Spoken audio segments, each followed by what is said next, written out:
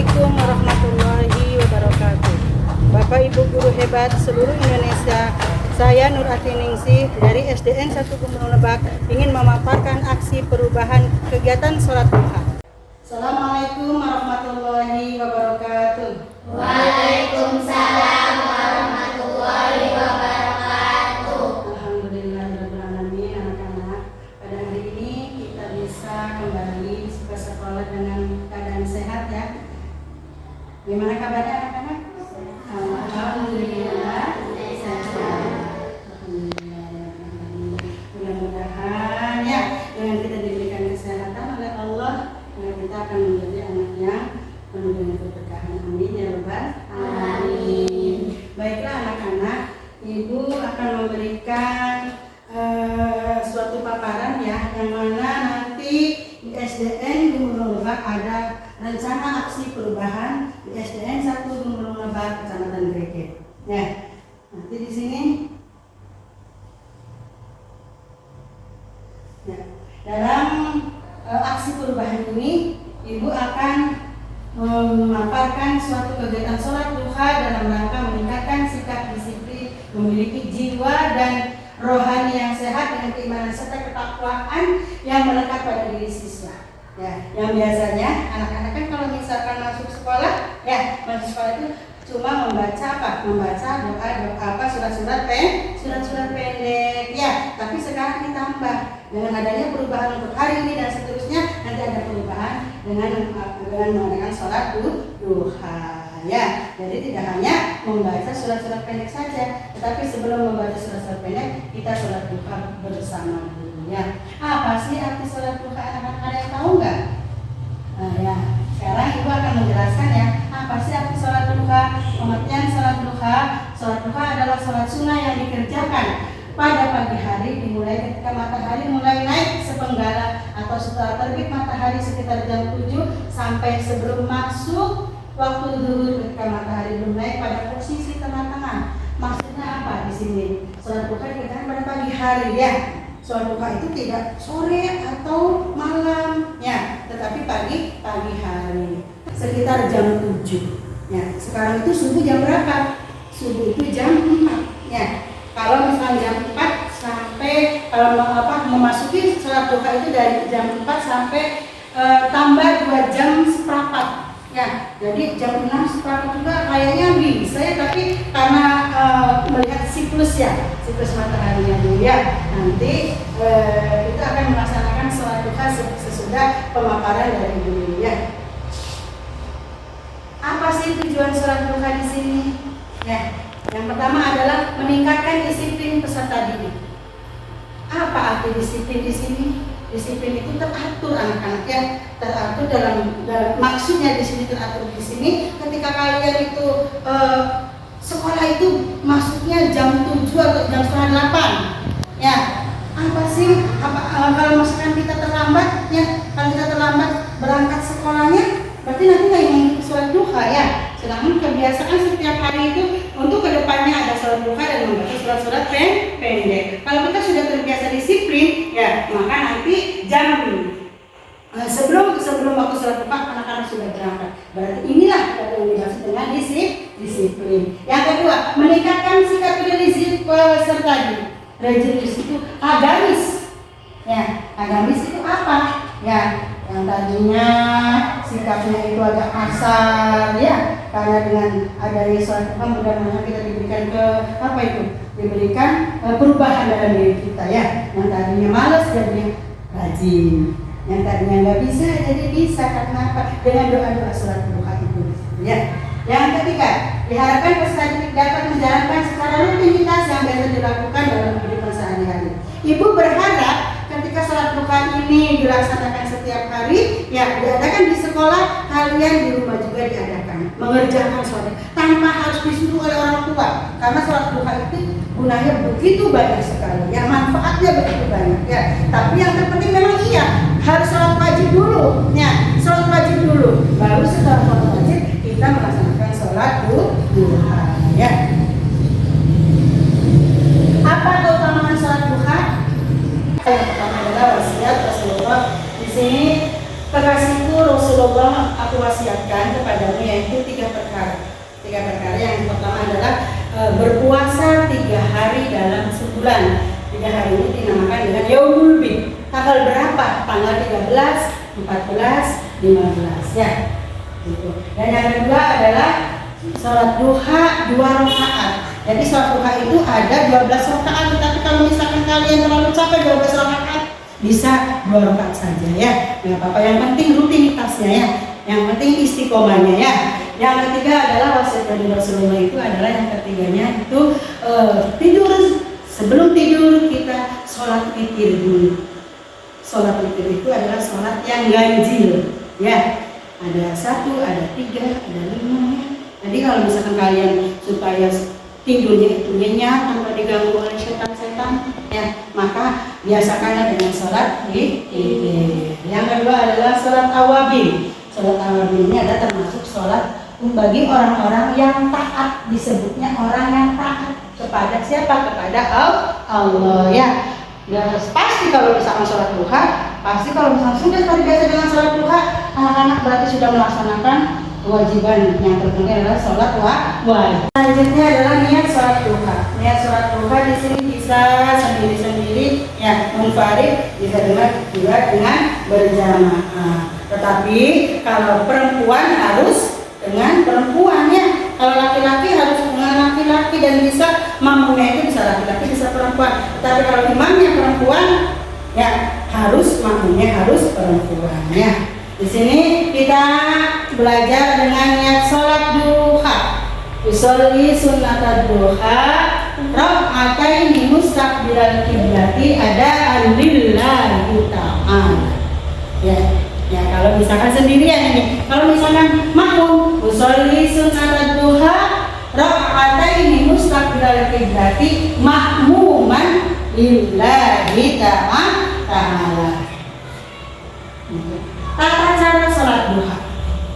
Yang pertama kita niatnya dibarengi dengan takbir Allah. Usolli sunnatul duha raka'ataini mustaqbilal qiblati ada makmuman lillahi ta'ala Allah dibarengi dengan takbir. Yang kedua rakaat pertama seperti sholat wajib ya. Ya, seperti sholat wajib ada ruku, ada iktidal dan lain-lainnya sama. Cuma ini dianjurkan setelah rakaat pertama itu bacanya itu membaca surat Al-Fatihah dan Asy-Syamsi wa duhaha apa enggak? Asy-Syamsi wa duhaha kemarin 3 kali sampai terus akhir ya. Kalau misalkan Bu nggak hafal sih gimana Bu? Kalau nggak hafal ya udah nggak apa-apa ya. Sebisanya saja ya, sebisa kita saja. Jangan dipaksakan kalau misalnya nggak hafal harus ini. Ya, yang penting kalian melaksanakan secara rutinitas sholat duha. Rakaat yang kedua kita membaca Fatihah dan surat Ad-Duha. Kalau misalkan kita nggak bisa lagi Ad-Duhanya, tapi dianjurkan kalian belajar ya di rumah ya, dihafalkan di rumah supaya hafal ya. Yang pertama Asy-Syamsi, yang kedua adalah Ad-Duha. Kalau nggak bisa sebisanya kalian apa saja boleh. Yang penting ya dilaksanakannya. Terus sujud terakhir ucapkan ya Wahhab 40 kali. Ya Wahhab, ya Wahhab, ya Wahhab, ya Wahhab 40 kali. Setelah Assalamualaikum udah selesai. Assalamualaikum warahmatullahi membaca istighfar. Istighfar itu bagaimana bunyinya? Astagfirullah. Setelah kita membaca astagfirullah sebanyak 100 kali, dilanjutkan doa setelah sholat duha. Doanya Allahumma inna duha'aka wal baha'a wal jamala wal sampai selesai akhirnya sampai ma'ata kamu badika sholihnya. Itu nanti semua pertama sampai dari yang niat sampai doa sudah dilaksanakannya, sudah disampaikan sama Ibu. Nanti mudah-mudahan kalian bisa melaksanakannya dalam kegiatan sehari-hari. Insya Allah. Alhamdulillah kalian sudah bisa semua dari awal sampai akhir sampai doa ya. Mudah-mudahan kalian bisa melaksanakannya dengan baik dan melaksanakan